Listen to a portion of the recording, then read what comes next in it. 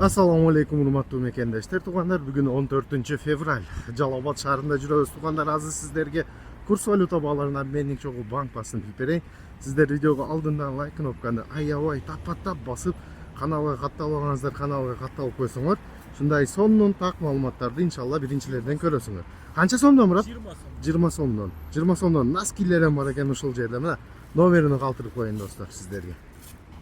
Капитал банк курс валюта баасы доллар 87.30, рубль 0.94 тиын, сатылышы 0.985 тиын. Бакай банк курс валюта баасы доллар 87.30, рубль 0.94 тиын, сатылышы 0.99 тиын. Банк Айзи курс валюта баасы доллар 87.30, рубль 0.94 тиын, сатылышы 1 сом.